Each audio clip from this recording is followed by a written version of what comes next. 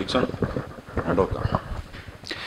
Mtazamaji, leo ni siku nyingine tena kwenye mahojiano maalum na wadau mbalimbali, lakini leo pia tunaangazia swala zima la mwenendo wa siasa ndani ya mkoa wa Njombe, lakini pia na nje ya mkoa wa Njombe, kwa maana tutapita kuangalia siasa za kitaifa kwa ujumla wake.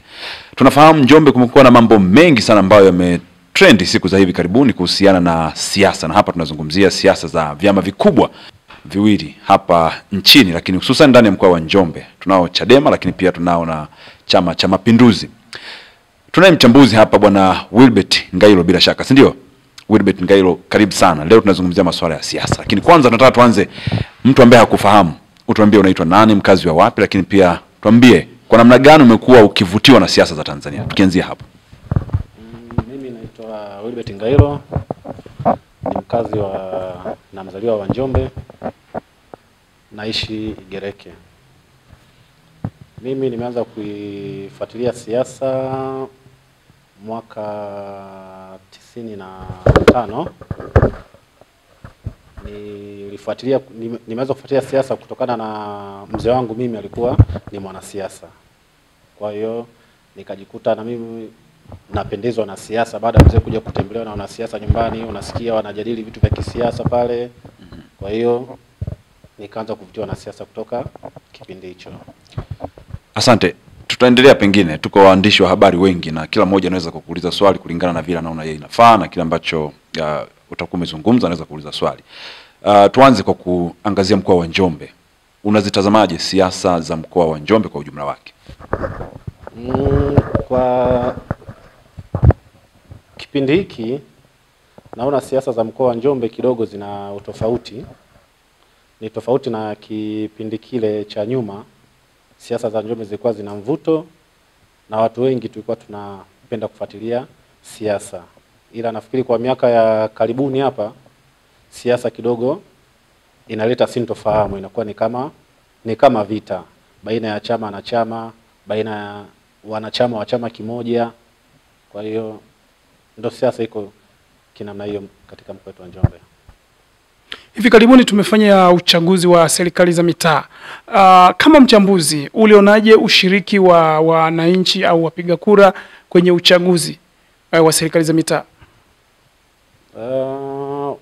Katika uchaguzi wa serikali za mitaa, nafikiri ni uchaguzi ambao haukuwa na nguvu kubwa kama kipindi cha nyuma. Huo ndio uhalisia, japo watu hawawezi kukubali. Nafikiri wapiga kura waliojitokeza katika kupiga kura ni wachache, hata kama uhamasishaji ulifanyika mkubwa, lakini watu ni tayari hawakuwa na mwamko wa kufanya uchaguzi wa serikali za mitaa. Na ni siku chache tu zimepita, Chama cha Demokrasia na Maendeleo Chadema kilikuwa na mkutano wa hadhara hapa. Sitaki tuende kwenye yaliyozungumzwa. Tuzungumzie tu mahudhurio. Uliyaonaje, au kama umetazama vyombo vya habari umeonaje mahudhurio? Mvuto ambao Chadema walikuwa nao mwaka 2015 bado wanao? Hapana, katika maana ya watu kujitokeza, miaka ya nyuma na sasa imekuwa na utofauti mkubwa. Na unadhani hili linatokana na nini hasa? Hili linatokana na jinsi siasa zilivyo. Tunaweza tukasema labda watu wamechoka na siasa, au watu hawaamini tena siasa. Na tumeona katika siku chache kabla ya huo mkutano ambao nimeusema, kumetokea sintofahamu hapa mjini Njombe, ya kiongozi mmoja wa kitaifa wa Chama cha Demokrasia na Maendeleo kudaiwa kushambuliwa, na lakini pia hiyo imepelekea kuwa na mijadala mingi sana mtandaoni. Pengine ulivyosikia na unavyotazama, unadhani hiki kinachofanyika, ugomvi, ndio kitu ambacho kinavutia kusikilizwa, kutazamwa na wapiga kura? Kwa mimi nilivyosikia na ninavyoendelea kusikia, nadhani Chadema wana kitu cha kufanya na wana kitu cha kurekebisha. Nafikiri yote haya ni ugomvi. Nafikiri wengi wanazungumza ni ugomvi baina ya wadada wawili hapa wakongwe wa siasa, lakini mimi siungi mkono kwa Sigrada kufanyiwa hicho alichofanyiwa, hata kama alikuwa na makosa ndani ya chama. Kama alikuwa na makosa ndani ya chama, basi ilibidi ishughulikiwe ndani ya chama na sio watu ndani ya chama kujichukulia sheria mkononi. Kwa hiyo mimi napenda kuwaambia Chadema, ni chama ambacho tunakipenda, tulikipenda, na kuhusu hili inatakiwa wakae na walitafakari, wafikirie ni namna gani ya kufanya. Nafikiri mgogoro kati ya udada Sigrada na chama wenzie uko wazi, watu wanauzungumza, umekuwa ni wa muda mrefu. Sasa makamu mwenyekiti wa chama Chadema alivyokuja, nafikiri ilitakiwa yeye aweze kupata suluhu kwa kuwaita hao watu wawili, kukaa nao na kuzungumza nao. Sasa nafikiri labda sintofahamu kwa uelewa wangu mimi nafikiri kosa lililofanyika labda ni kuwaita na kuanza kujieleza mbele ya wanachama wengine, ndiyo iliyopelekea dada nafikiri kupigwa na hayo yote kutokea. Lakini kama wangekuwa wameitwa wao wawili tu na baadhi ya viongozi wakawasikiliza, kila mtu akatoa hoja zake, nafikiri wangepata ufumbuzi. Nafikiri kwa ugomvi waliokuwa nao baina ya Sigrada na wanachama wenzie, nafikiri sasa ugomvi umekuwa mkubwa. Alafu sasa ugomvi huu unapelekea kuipa faida Chama cha Mapinduzi. Kivipi Chama cha Mapinduzi hapo kinaingiaje? Hapo nafikiri toka aanze Sigrada apigwe na apelekwe hospitali, nafikiri katika mwanachama naye muona yupo bega kwa bega na Sigrada labda ni Emmanuel Ngelime. Na sijaona mwanachama mwingine wa Chadema labda hata akitoa pole au labda akifanyaje, ila nafikiri umeona Chama cha Mapinduzi wakichangisha, wakifanya nini, wakitoa pole. Sasa kwa mtu ambaye anakuwa anauelewa na kufikiria, atasema kuwa Chadema wao ni ugomvi, wanataka no reform, wanataka reform wakati wenyewe wana ugomvi ndani ya chama. Na pengine nataka kufahamu huo mgogoro ambao unauona unakiangamiza chama kwa kipindi ambacho nyinyi mmekifahamu chama mpaka hivi sasa, unadhani unakiathiri chama kwa kiwango gani mgogoro huu wa ndani ya chama Chadema? Nafikiri kwa Njombe ni mgogoro ambao unakiangamiza chama. Maanake hata ukiangalia kipindi cha uchaguzi wa wabunge viti maalum, nafikiri Sigrada alichukua kula nyingi sana. Aliwapita aliokuwa anashinda nao kwa kiwango kikubwa sana cha kula, na nafikiri alipata kula zaidi ya 80%. Hakuna mtu ambaye aliweza kufikisha hata 5% ya kula katika wajumbe wale walikuwa wanapigia kula, lakini Sigrada nafikiri alipata kula zaidi ya 80% kama sikosei. Lakini kama imefika hatua watu, manake kama ampata kula nyingi, manake ni watu wanamuamini. Sasa kama anafanywa kitu kama hiki, ni lazima chama kina angamia. Unavotazama mgogoro wenyewe, na wewe kama mfuatiliaji wa masuala ya siasa, unadhani kipi Chadema wanapaswa kufanya ili kuhakikisha kwamba mgogoro huu sasa unakoma na wanarejea kujenga chama, ama ushauri wako ni upi kwa chama? Ushauri wangu mimi kwa chama, kama watasikia, ni kwamba ni lazima kwanza wakili madhaifu yaliyotokea kwa Sigrada.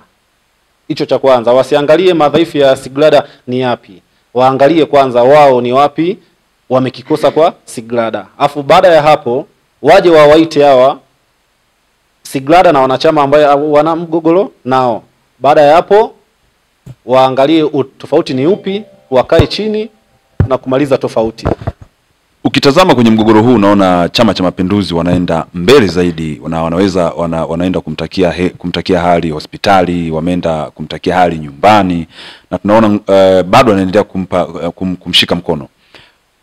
Wewe unatazama vipi hatua hii ya Chama cha Mapinduzi kwenda kumtazama kiongozi mkubwa wa chama cha upinzani, ili hali pengine huko nyuma ilikuwa inakuwa ngumu kufanya hivyo, lakini mara moja tuliwahi kumwona rais alipoenda kumtakia hali pale Nairobi Tundu Lissu wakati anaumwa.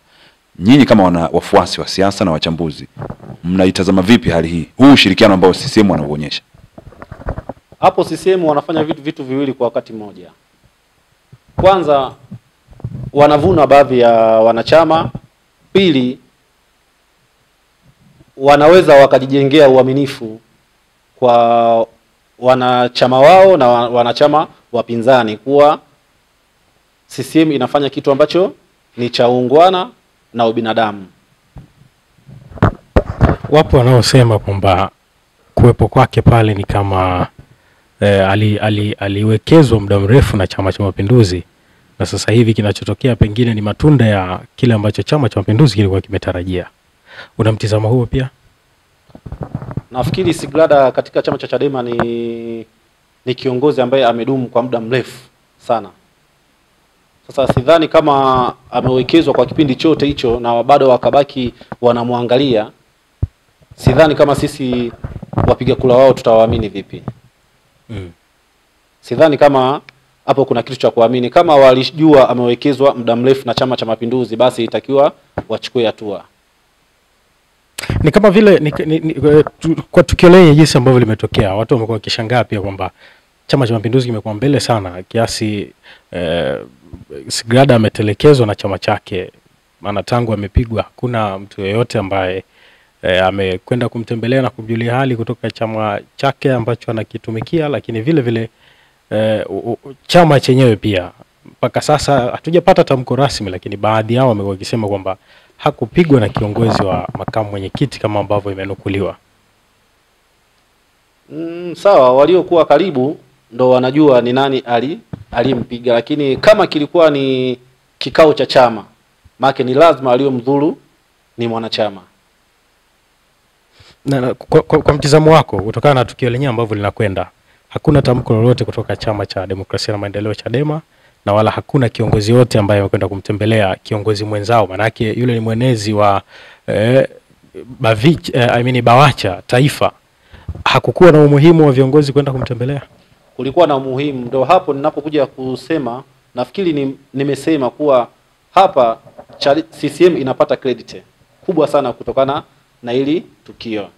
Chadema wao wanaona kama ni kitu kidogo sana kwa wao viongozi, lakini warudi kwa wananchi wa kawaida wawasikie kipi wanacho kizungumza. Wao wanaona ni jambo la kawaida, lakini CCM wao wanajijenga chama chao kupitia hapo. Afu cha nyongeza, nafikiri Chadema saizi sio wakati wa kwanza kugombana na kupunguzana wanachama. Ni kipindi cha kuungana ili kufanikisha lengo lao wanaokusudia kulifanya.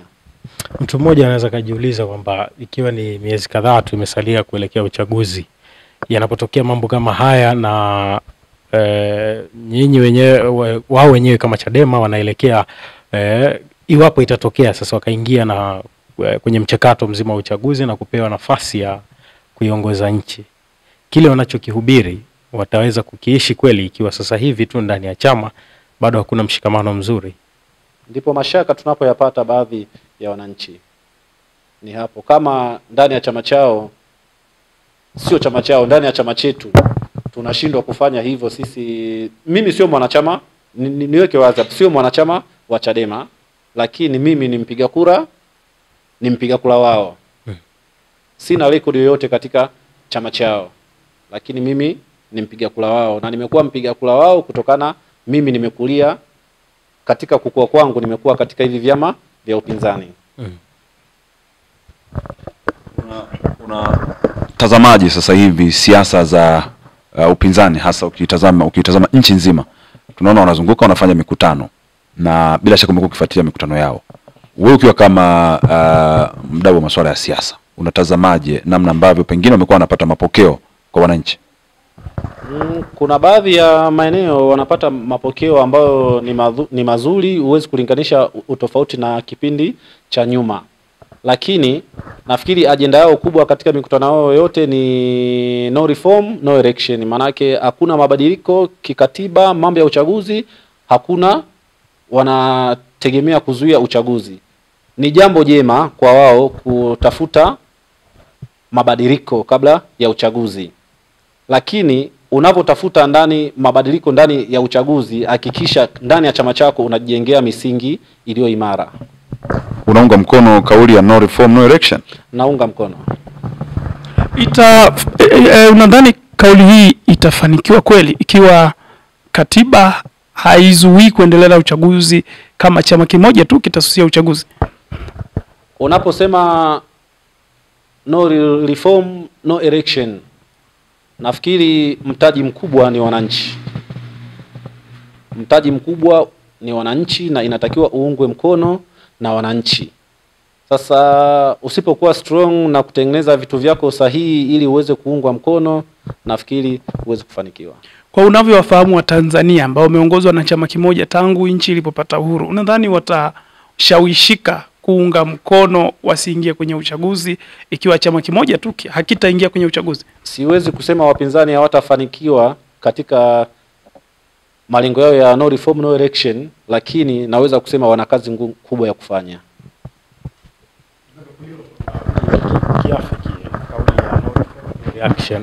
No reform no election. Ni vitu gani hasa ambavyo nadhani kauli hii inapaswa kuunga mkono na Watanzania? Vitu gani ambavyo unaona haviko sawa kiasi cha kuona sasa kauli mbiu hii inafaa ipokelewe na Watanzania wote? Kauli hii inafaa ipokelewe na Watanzania walio wengi, kwa sababu unaweza kuta mfano katika serikali za mitaa, unaweza kuta watu wengi wanamtaka kiongozi fulani waongozwe na mtu fulani, lakini kutokana tayari na Chama cha Mapinduzi kina mizizi iliyojiwekea, kuitoa inakuwa ni ngumu, sababu kila kitu katika uchaguzi kinasimamiwa na wao. Kwa hiyo ni vizuri kwa kila mtu anayetaka mabadiliko kuunga mkono hiyo. Turejee kwa mwenezi wa Bawacha ambaye inasemekana alipigwa na sasa nadhani amepata rufani kwa ajili ya matibabu. Kwa jinsi CCM wanavyomjali, unadhani atasalia Chadema? Sio msemaji wake. Sio msemaji wake. Sijui hiyo ni yeye, lakini hata kama ataamua kuchukua maamuzi yoyote, mimi sitakuwa na kinyongo naye. Tumeona kwenye mikutano pia ya mwenezi wa Chama cha Mapinduzi Taifa, ndugu Amos Makalla, naye amekuwa akimzungumzia kwenye mikutano mbalimbali, lakini vile vile amekuwa akichangisha fedha. Unadhani hii inaleta picha gani? Nimesema hapo awali kuwa CCM wananufaika na hiki kitu, na nafikiri ili umpige adui yako vizuri ni lazima upite kwenye madhaifu yake. Kwa hiyo anachokifanya Amos Makalla, anatembea kwenye madhaifu ya Chadema na anafanikiwa kwa hilo. Pengine kwa kumaliza, kipi unacha washauri Chadema ndani ya mkoa wa Njombe wafanye nini ili kuhakikisha kwamba wanarejea kwenye misingi yao ya chama? Wakae, wamalize tofauti zao, waondoe utimboe na utimlisu, kibaki Chama cha Maendeleo Chadema. Umesema hapo kuhusu Timboe na Timlisu. Tumekuwa tukishuhudia na pengine ni mfano mzuri Chama cha Mapinduzi kama miongoni mwa chama ambacho punde kikishamaliza uchaguzi jambo la kwanza huwa ni kuvunja makundi. Unadhani Chadema hawana mbinu aina hiyo ambayo pengine isingewafikisha hapa kama wangeifanya? Unajua, ndani ya Chama cha Mapinduzi na Chadema vyote ni vyama, lakini nafikiri vina miongozo ambayo haifanani. Kila chama kina miongozo yake. Na ninaposema Timboe na Timlisu, nafikiri katika uchaguzi wa kitaifa wa Chadema kila mtu ameona ni uchaguzi ambao kweli ulikuwa wazi, na vile vitu ambavyo vilikuwa vinazungumzika kwenye kampeni vimekuja kuonekana tofauti kwenye uchaguzi. Maana tulitegemea labda Mbowe labda anaweza akatumia ubabe uwenyekiti wake nini, labda akishindwa labda asikubali matokeo. Lakini shida sio kwa viongozi wa juu wa chama, shida ni kwa hawa viongozi wa chini ambao walikuwa wanamuunga mkono Mbowe na waliokuwa wanaunga mkono Lissu. Sasa hawa wao ndo wanaojua utofauti wao ndani ya chama. Je, kuna nini? Maanake sasa inavyoelekea na tunavyosikia sisi, inaonekana sasa kama Timlisu kama inaendesha chama kwa visasi. Unaona Timboe wote wanaondolewa. Afu juzi kama nimeona kama interview Angelime wanasema kuwa kama amevuliwa no reform, no election. Kuna mabadiliko ya kisheria kuingia kwenye uchaguzi. Yanaweka wapi kama wananchi, na wakati huo ambapo purukushani hizi zinaendelea, mnapaswa kufanya nini sasa ili kuhakikisha kwamba hawatutoi kwenye reli ya kulitumia jukwaa la siasa kuweza kupata viongozi ambao malengo kuwapata? Siasa ni maisha. Huwezi kukwepa kitu bila siasa. Yaani huwezi kufanya kitu chochote, vitu vyote unavyofanya ni siasa, elimu ni siasa, afya ni siasa, kila kitu siasa imeingia.